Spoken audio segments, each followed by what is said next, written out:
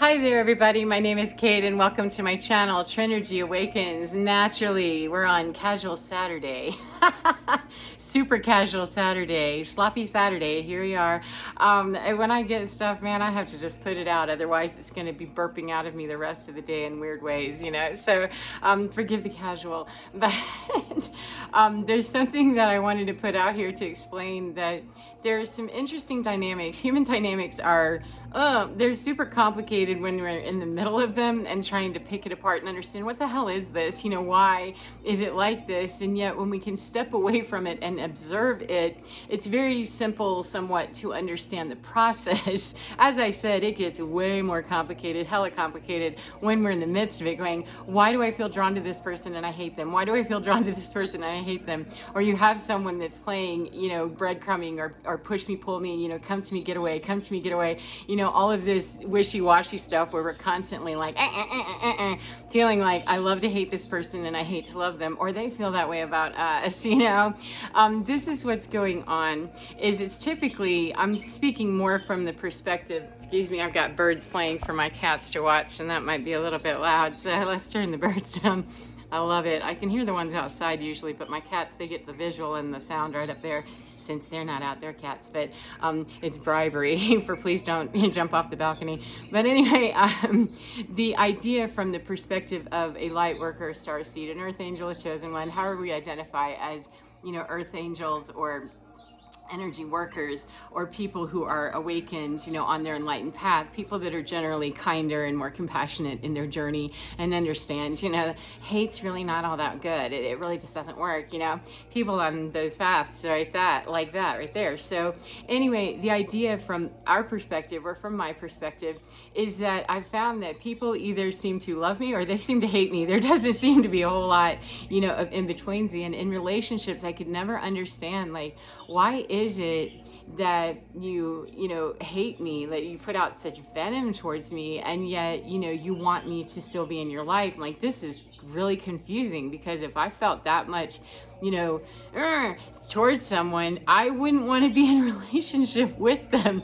You know, I can't say that I liked behavior of people around me. I'm not saying that. I did not like behavior around me. I didn't even like my own behavior sometimes. However, I didn't hate the people that were doing these things or anybody else, you know. I hated myself that I couldn't figure out why, you know, I was unhappy, that what was wrong with me that I just can't accept this behavior in these people. Well, I could accept the people, I can't accept your behavior, dude. I gotta go, you know. I need to be out of here because this is killing me, and there's nothing wrong with me, that I don't want to be here doing this toxic cycle and dysfunction, you know, and codependency of push me, pull me, and I feel like I need you, yet I really don't, and yet, you know, I seem like I'm trying to leave and somebody yanks me back in, you know. I haven't spoken to you in 2 weeks, I got too far away, and hey, where you going, what you doing, what you up to today? Like, you know, this is a weird relationship, because it seems like if I get too close, you know, people back off of me. And if I start to walk away, they get too close to me. Like, what the hell is this?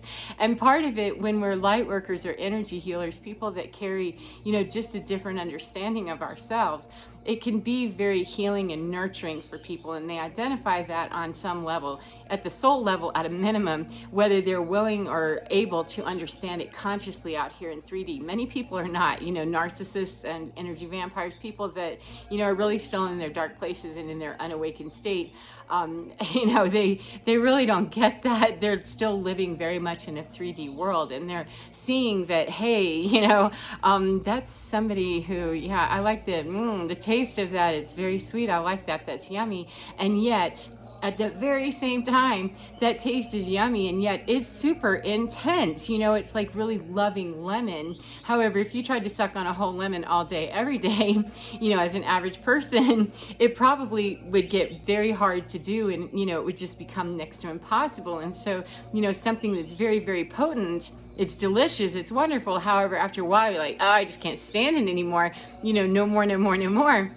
And people particularly that are dark or that are in their dark places or shadowy or whatever they're doing, on their demon time, however you label that, at whatever degree they're doing it, the darker they are or the more, filled with that very low vibing stuff, the more light we are or the more light we dare to become in their presence. If they're yanked out of that by us being who we are and showing up as a halogen light bulb, hey, how you doing? What's up? What are you all about? Even if we're not inquiring of, is that really how you live your life, or we're not saying any of that stuff, it opens up very much an understanding. Get these birds tamed down.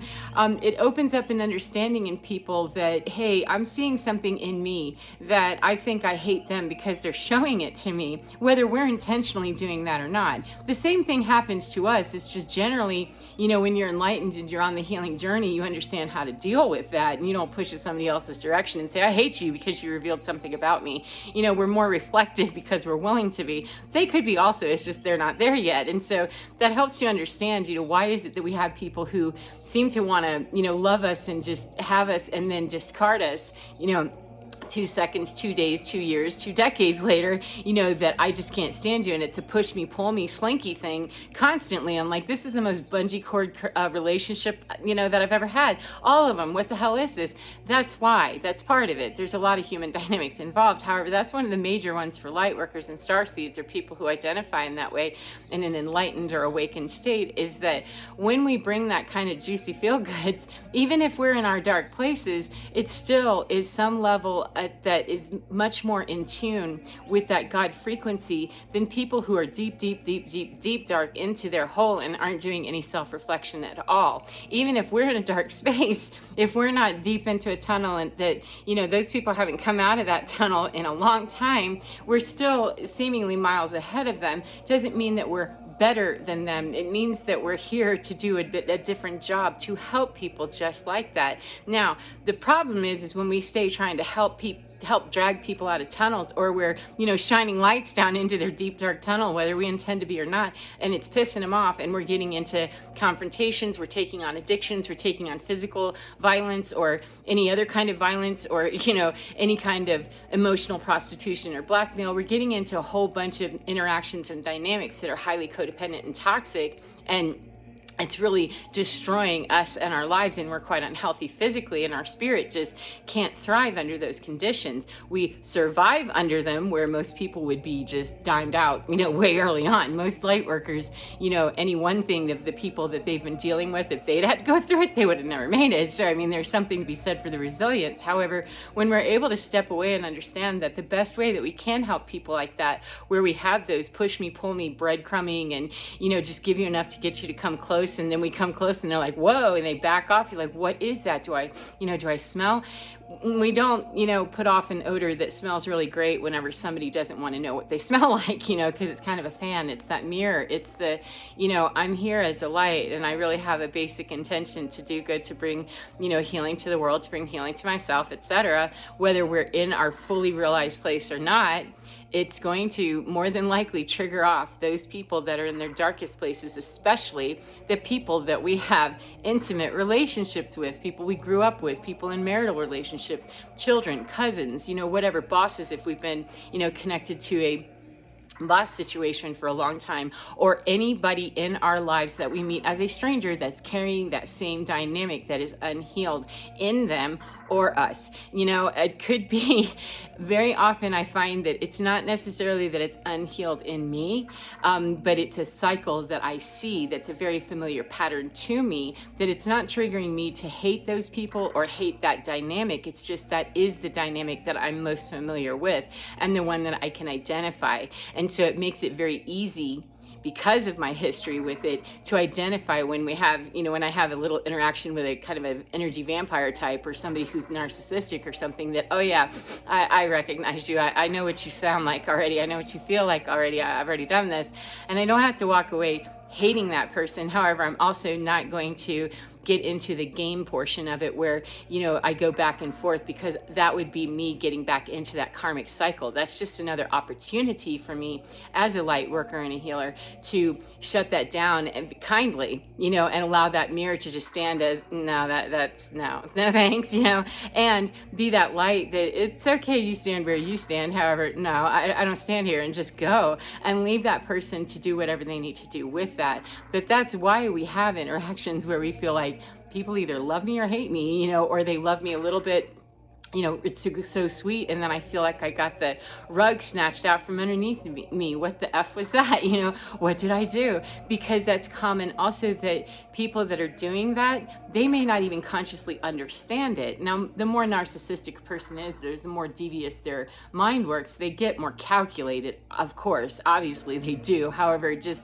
a lot of people that are blindly walking through their lives, they don't understand that's what they're doing. And if you said, well, you know, yesterday seemed so great, and why today? They, you know, say, well, you're just making stuff up. You know, the more narcissistic somebody is, they're more calculated about it. However, generally speaking, not everybody that's selfish and narcissistic like isn't a true pathological narcissist. So I want to be clear on that, that diagnosis can't just be flung around. The tendencies, of course, we can liberally sprinkle those everywhere, because we all have the tendency to be quite narcissistic when we're in our dark places. And they may not understand why they're feeling quite loving. They have a need to, you know, fill that void in them that, you know, I'm not tapped into my God seed particle, yes, the God particle. I'm not tapped into my star seed self, or my light worker self, or my God self, or my fully realized self, however they might identify. I'm not tapped into that little part of me that you seem to be more easily, and they're not consciously thinking this. If they were, they'd be on the journey, you know, heading in the same direction as you. But they're understanding that that person seems to be, you know, tapped into something juicier than me. I want a part of that. And then they get up close and it scares the bejesus out of them, or it makes them mad that, you know, now I have to do something more for me. I have to do something about me. And it's not about the behaviors out here, because that's where we get really triggered and pulled into dumb dynamics for a long time, long periods of time, where, you know, we might have addictions, or we might have codependency, we might have things that we're doing that behaviorally look like, you know, we're doing worse than the person who's actually the energy vampire, or the narcissistic tendency person, or the person that's, you know, trying to really just kind of lick us, you know, and get that tastes really good, man. All I need is a lick and I'm good for another 2 days, you know, or whatever, before I need to pay attention to you again. I just need to play with my doll for a second before I throw it there in the, you know, corner and leave it there. Not understanding their dynamic in that is that I may be over here, you know, coping with that weird cycle, taking pills, drinking, you know, porn addiction, who knows, you know, there's a million different ways that it leaks out. Meanwhile, those people over there, they're doing something like that too, or worse, they're not doing any of it, except their addiction is you, and criticizing you, and, you know, self-righteousness and stuff. So I mean, it looks a lot like a lot of different things. However, if we're over here with behavior that supports the agenda of putting it back and gaslighting and stuff, then we get into our own flat spin of just, you know, going right down, and not understanding that we're actually bringing something more wholesome to the table. Or, you know, if there wasn't something more wholesome to the table, people would just dump us and get gone, or they would get on board the whole way. The truth is, though, is that most people don't have what it takes to get on board even partly, pardon me, they don't even have what it takes to get on board partly, or even a bunch of the way, because they aren't there yet, and that's why we're here. Makes it super frustrating when we think that, you know, we're the problem, and we have, you know, contributing factors in every problem. If we're there, then we're part of whatever is happening there. It's just a matter of not assuming all of the blame, and not assuming none of the blame, and not really getting into the blame thing, just getting into, this is what my needs are, and if you're not willing to meet them, then I gotta go. And being able to unask all of that and unravel all of that when we get the distance from it. It's very hard to do any of that true, honest self-reflection from a perspective where we're not going to feel guilty and ashamed when we're in the middle of gaslighting. It's going to be very difficult to look at that with objectivity, because we're going to be looking through the filter perhaps of what we're hearing, of you know, what people are telling us about ourselves. And truthfully, I found in a lot of self-reflection, it took me a long time to realize that that self-reflection is not really self-reflection. That's just what I've been told, you know, what other people see. And that's not self-reflection. That is reflecting on what other people see of me. That's their reflection of me. What do I see? And when I could really get away from the whole system and get away from, you know, the toxicity and the narcissism, the dysfunction, mine and theirs, made it a little bit simpler, and it got easier and easier and easier, to the point now that, yeah, I can smell you, you know, from a distance now, that when people have that kind of, I just want to touch, you know, a little bit, I just want to touch the hem of the garment, you know, well, if it was that kind of sacred, I have that much faith that I could, if it was that kind of sacred interaction, it would be good. That woman didn't, you know, rip Jesus' garment off, wear it, and then say, well, damn it, give me your underwear too, you know, and I'll be back tomorrow for your next gown, you know, this is how this works, you know, in the future. She didn't say that. That was a whole different holy thing. And yet she wanted to just touch the hem of the garment. These people do also, but they want to rip the whole robe off, take his underwear, take his sandals, and, you know, ask him to bring back something tomorrow too, whenever I want it again. And if you're here tomorrow and you're offering that and I don't want it, then, oh well, you know, sucks to be you. However, if you're not here 3 days from now, I'm coming to hunt you down and shame you for why weren't you there, you know, giving me what I demanded of you. And it's not generally out here in 3D that articulated. It would be much simpler if it was. However, it's usually not that simple. It's usually a lot more convoluted, complicated, and it's got that whole gaslighting, delusion and illusion thing going along with it. And so we're left going, why do these people seem to hate me and love me at the same time? You love to hate me and you hate to love me. You know, like, can you pick one or the other and be mad at me? I actually had somebody I was really, really close to, still am, you know, connected. We're blood relatives. I mean, I'm going to be connected, you know, through blood with you forever. However, we don't talk right now, but this person, she's younger than me, and I love her dearly. And I was just watching this whole thing like, what you're saying to me is so abusive. I understand where it's coming from, and you don't like the fact that I'm changing and moving the hell out of this whole system and breaking away from it, and it's upsetting you. Just watching this, you know, this is what's going on in my mind, and listening and reading texts that are, you know, long and so abusive, and, you know, you deserve this and you deserve that. I mean, coming from a very angry, hurt place. Hurt people, and anger hides a lot of hurt, deep hurt, and I understand that. I know this person well enough to understand, you know, parts of that hurt and where it originates from. I don't know the entire story, and that's okay, but I know enough that I understand why this person is blasting me this way.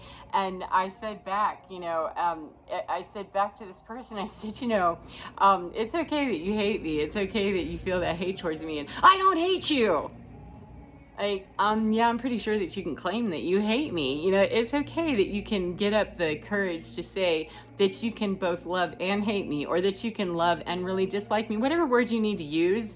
That's some pretty hateful stuff, you know, that you'd say, I, you know, hope that terrible things happen to you, you know, that's kind of a hateful thing, you know. And the minute that you can really understand the dichotomy of our relationship, it'll probably make a whole lot more sense to you that that's part of the problem. 171788, thank you, is that being able to understand those polarities means that we need balance in understanding why we have them, that you want a lot of something from me that you really want from yourself. You want to be able to provide for yourself, because if you could provide it for yourself, you wouldn't need me. And you hate the hand that is feeding you, you're biting it, and yet you're hungry as hell. And what the food that other people are offering you in this situation is very meager, or they're not offering you food at all, or you're getting communion wafers that are tainted with, you know, a lot of bullshit, and it tastes terrible, you know. So we have all these reasons that we get angry, and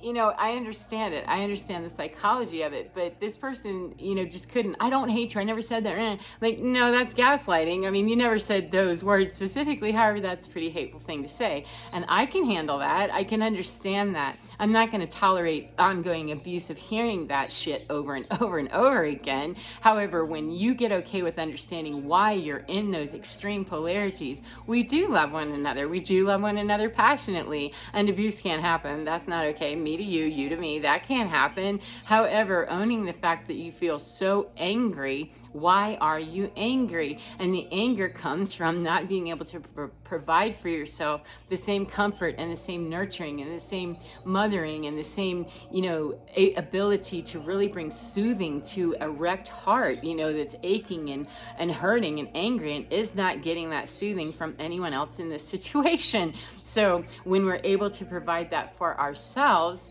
then we're not really upset anymore. We can be, butthurt perhaps about, man, I wish that worked out and I wish that person wasn't so insensitive. However, we know that we can provide it for ourselves, and it doesn't bring up that, horrible anger and resentment and just those polarities of, I need this person and I hate that I need them.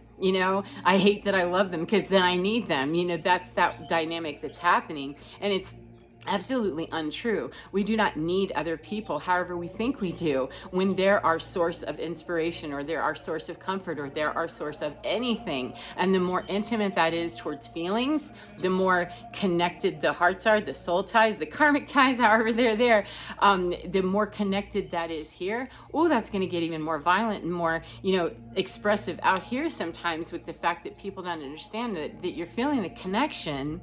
However, the connection is between us. However, we're still connected to the same thing up here. We're part of the triangle. We're both up here. If we're both meeting up here, then it won't matter the day that I disappoint you with, being late or forgetting your birthday or, something like that. It won't wreck your day because you're connected up here with your God source, and it won't matter, and the chances of me forgetting your birthday because we're up here at this level of play is very slim, However, any way that I would disappoint you as a human being will not ruin your whole world. And any place that I have already disappointed you in your life or my life, that we get to where we can understand that, and we work through that, and we move through that loving frequency to deal with those harms and those hurts and the hate thing and the polarities of love you one day and hate you the next, because we're not operating from that playing field anymore. I'm no longer looking for you to please infuse me with that juicy feel goods, because you don't own that. You own yours, and you can help me to ignite mine. However, if I don't notice that that's what's really happening, is that I'm not bringing something to you, that you don't have within you. Sorry about that. You would not be able to see it in me if you weren't able to see it in you. It's just that we're not understanding that dynamic. We're in the middle of it, thinking that this person has something that I want, and there's so much self-reflection and depth that needs to be obtained in that. People really have to wake up to understand that that's what's happening. Otherwise, they just feel like, that's the hand that's feeding me the most, wonderful food. However, they're asking me to jump through hoops and be, a better person about it, and F them, I shouldn't have to do that. And then they want to bite the hand that you're starving, friend, and you're angry about that. And I understand that. I'm willing to help you. However, I'm not willing to help you bite my hand off. I'm done doing that, because I've replaced my nubs now a couple of times, and that shit hurt, and it's expensive. I pay a lot whenever I get bitten like that. So, though I have a falcon glove, if I have to feed you with a falcon glove, we're going to have less and less information or interaction until you can understand, how to come to the table, knowing that you're hungry and being grateful for the fact that you can provide your own food. Bring something to the table so that you can receive something from the table. And when you can provide something, I only have, a little meager piece of bread on my side. Well, that's okay, because I have, vegetables, I have whatever I have, and we can make a meal together. But if you're bringing nothing and you're trying to steal shit off my table, or you're angry or spitting on my table, and taking my hand, then it turns into a whole thing that just is highly unpleasant. So I hope that's been helpful for you in some way, or to you in some way, and I hope that you enjoy your day, no matter what part of the day you're in. And remember, get within your skin, because you're divine. It is so fine, and your divine will feed you and nourish you every single time. It will give you all of that juicy feel goods that you need, so that you can cope with the fact that not everybody's there. And especially if you're a light worker or a starseed, or somebody who's working in energy at all, or has any understanding of higher consciousness, you're going to be looked at as the buffet table by a lot of people, more than likely. And they're going to have varying degrees of loving you and hating you, and enacting a lot of patterns that are probably familiar to you. But it doesn't mean that, you're unhealed. It means that that's a familiar pattern that, hey, take the opportunity to shut that down, make that go away. No, we require better manners at this table, so that it helps people understand how to show up in their world without being unkind or mean, because that gives them a chance to run away, not being clean. They get a chance chance to say, that bitch wouldn't let me sit down and all that other stuff. Whereas when we're clear about it, that no, that's not the standard for this table, you'll have to go somewhere else to eat. Thank you anyway. It gives the opportunity, at least, to, you can't walk away really blaming that on me, dude. You came in with no shoes, and no shirt, no service, and no sitting down at my table. You know, come as you are doesn't mean come as you are brandishing a weapon and spitting and hitting. That's not what that means. So not at this table. You know, it means that at other tables where it's better suited for you, because you come in and spray up the whole joint, and I got other people to feed besides you, you know, including me. So anyway, as I said, I hope that you enjoy your day and get within your skin, because you're divine. It is so beautiful, nourishing, and absolutely fine. Take care of your gorgeous selves, and I will see you again next time. Goodbye, my beautiful friends.